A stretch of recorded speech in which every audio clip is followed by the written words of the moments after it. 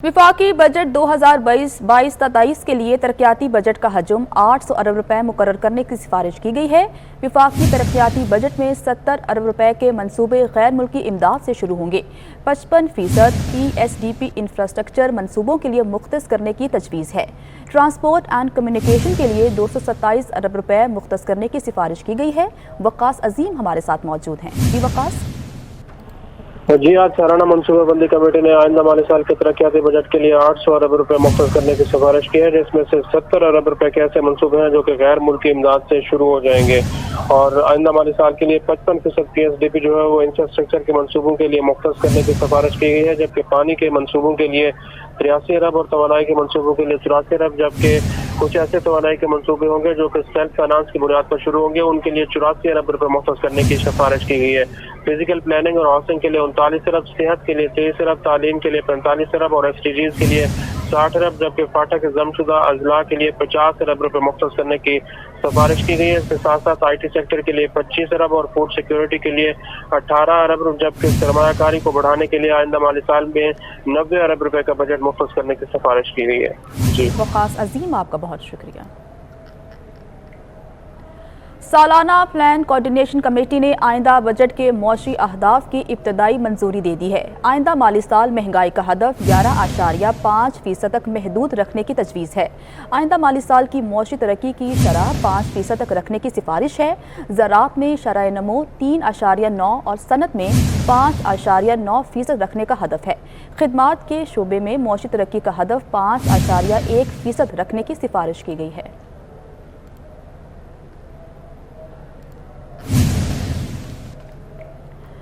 Chairman आबाद मोहसिन शेखानी ने petroleum मसनूआत पर सब्सिडी खत्म करने का फैसला दुरुस्त करार दे दिया।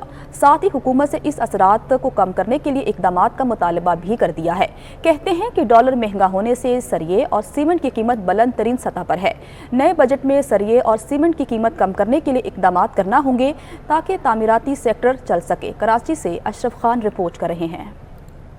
अदम इस्तेहकाम, बदतरीन मुआशी सूरत हाल और बजट की तैयारियां। चेयरमैन आबाद ने हुकूमत से नए बजट में तामीराती सेक्टर की तरक्की के इकदामात का मुतालबा कर दिया। मोहसिन शेखानी ने पेट्रोलियम कीमतें बढ़ाने का फैसला दुरुस्त करार दिया। साथ ही हुकूमती इकदामात के नताइज सामने न आने का शिकवा भी किया। बोले, पेट्रोलियम मसनूआत महंगी होने के बावजूद डॉलर रोजाना की बुनियाद पर बढ़ रहा है। कोई चीज बेहतरी की जानिब नहीं आ रही। हुकूमत आवाम को एतमाद में ले। डॉलर आपका इम्पैक्ट रोजाना कोई चीज़ अभी तक चेंज नहीं हुई।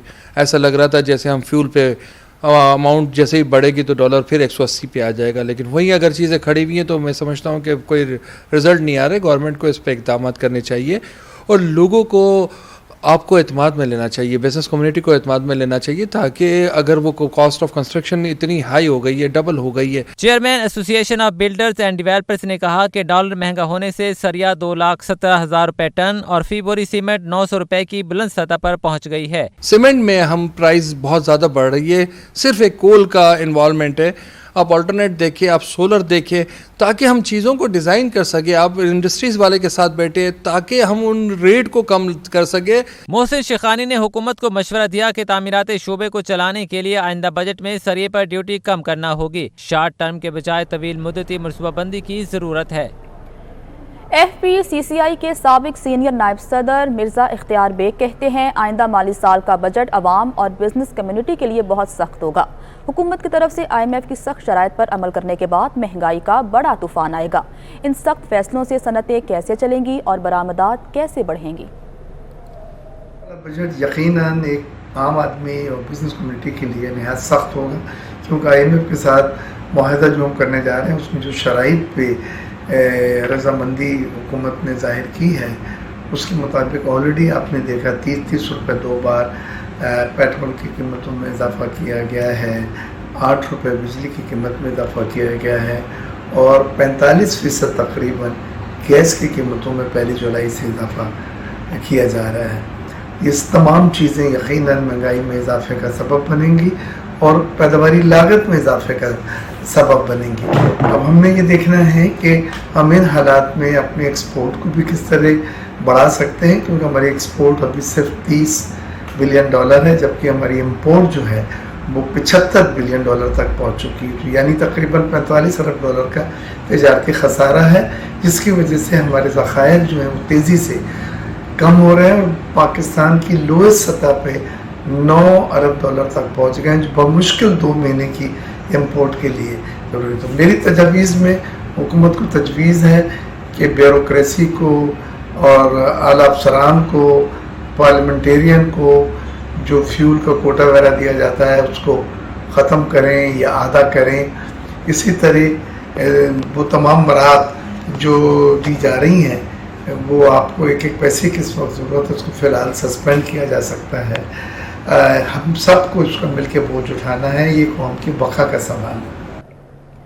انتظار کی گھڑیاں ختم، کراچی میں اب ماڈرن ہائیبرڈ ڈیزل بسیں چلیں گی. سندھ حکومت نے ماڈل کالونی سے ٹاور تک پیپلز بس سروس کی ٹیسٹ ڈرائیو کا آغاز کر دیا. مزید جانتے ہیں محمد کامران سے، جو NRTC کے پروجیکٹ ڈائریکٹر سہیب شفیق کے ساتھ موجود ہیں. جی کامران. حکومت سندھ نے اپنا ایک اور وعدہ پورا کیا ہے. کراچی کے شہریوں کے لیے ماڈرن ہائیبرڈ ڈیزل بسز کا باقاعدہ طور پہ اب آغاز کرنے جا رہی ہے. 120 جو بسیں ہیں وہ ابتدائی طور پہ کراچی کی سڑکوں پہ نظر آئیں گی. اسی حوالے سے اس جو پیپلز بس سروس ہے اس حوالے سے ہم بات کریں گے NRTC کے جو پروجیکٹ ڈائریکٹر ہیں سہیب شفیق صاحب سے. سب سے پہلے تو میں بہت فخر محسوس کر رہا ہوں NRTC کے بہاف سے اور سندھ گورنمنٹ کے بہاف سے کہ الحمدللہ ہم 120 بسیں کراچی میں لا چکے ہیں اور بقیہ 130 بسیں چائنا سے لوڈ ہو رہی ہیں اینڈ سون انشاءاللہ کراچی میں اویلیبل ہوں گی. جہاں تک آپ نے سوال کیا اس کے فیچرز کے حوالے سے، سب سے پہلی چیز یہ کہ ایئر کنڈیشن بس ہے، جو کہ ٹمپریچر اینڈ ویدرز کے لحاظ سے سب سے زیادہ ریکوائرمنٹ تھی. سیکنڈلی لو انٹری بس ہے، جس کا ایڈوانٹیج یہ ہے کہ پیسنجرز کو اترنے چڑھنے میں کوئی پرابلم نہیں ہوگی، اور پیرالائز پیسنجرز کے لیے ایک اسپیشل ارینجمنٹ ہے ویل چیئرز کے حوالے سے بھی اور بیٹھنے کے بھی حوالے سے. انشاءاللہ بہت جلد آپ کو یہ بسیں سڑکوں پہ رواں دواں نظر آئیں گی. جلد ہی اس پیپلز بس سروس کا جو ہے باقاعدہ طور پہ کراچی کے سڑکوں میں اس کا آغاز ہونے جا رہا ہے. محمد کامران آپ کا بہت شکریہ. ایکسپو سینٹر کراچی میں 3 روزہ فرنیچر لیونگ ایگزیبیشن کا آغاز ہو گیا. ماسٹر ملٹی فوم کے تعاون سے منعقدہ نمائش میں خوبصورت فرنیچر کے ساتھ ساتھ مختلف اقسام کی اشیاء بھی پیش کی گئیں. GM ملٹی فوم سید کاشف شاہ کہتے ہیں کہ ان کا مقصد عوام کو بہترین کوالٹی مہیا کرنا ہے. مزید جانتے ہیں اس رپورٹ میں.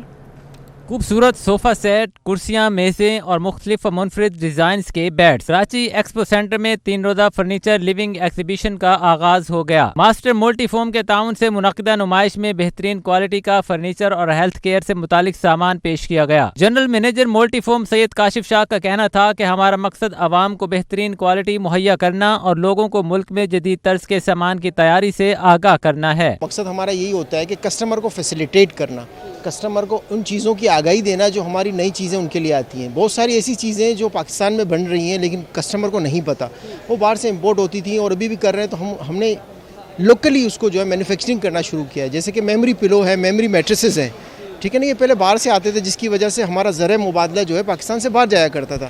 اب یہاں پر لوکلی مینوفیکچرنگ ہو رہی ہے اور اس سے جو باہر سے آ رہی ہیں اس سے کئی گنا اچھی کوالٹی میں ہم یہاں پر بنا رہے ہیں. ملٹی فوم کے ڈیلر وسیم نے بتایا کہ کوالٹی کے پیش نظر ماسٹر ملٹی فوم کی سیل زیادہ اور لوگ ہماری پروڈکٹ سے مطمئن ہیں. سال میں ایک بار پرانے سامان کے بدلے ڈسکاؤنٹ پر نیا سامان بھی مہیا کرتے ہیں. ہر سال کمپنی ہماری دیتی ہے، اور ہوتا یہ ہے کہ جن کے پرانے گدے ہو جاتے ہیں تو وہ بیک پرابلم کرتے ہیں، دوسرے پرابلم کرتے ہیں، تو وہ اس کی وجہ سے وہ ہر سال اسکیم نکالتی ہے جس میں ہوتا یہ ہے کہ ہم ایکسٹرا ڈسکاؤنٹ کے ساتھ جو ہے وہ گدا چینج کر کے دیتے ہیں، ان کو پرانا گدا لے کے نیا گدا دیتے ہیں. ماسٹر ملٹی فوم کا شمار پاکستان کے بااعتماد اداروں میں ہوتا ہے. جنرل مینیجر کاشف شاہ کا کہنا تھا کہ پہلے یہ تمام سامان امپورٹ کیا جاتا تھا، اب ہم خود پاکستان میں بنا رہے ہیں. لاہور میں عالمی یوم ماحولیات کی مناسبت سے میڈیا ورکشاپ کا انعقاد کیا گیا. ورکشاپ کا انعقاد انٹرنیشنل واٹر مینجمنٹ انسٹیٹیوٹ کی جانب سے کیا گیا. ورکشاپ میں پرنٹ اور الیکٹرانک میڈیا سے تعلق رکھنے والے صحافیوں نے شرکت کی. صحافیوں کو پاکستان میں موجودہ پانی کے بحران سے متعلق معلومات فراہم کرنا تھا اور پانی کے دانشمندانہ استعمال کی ترجیح کو فروغ دینا تھا.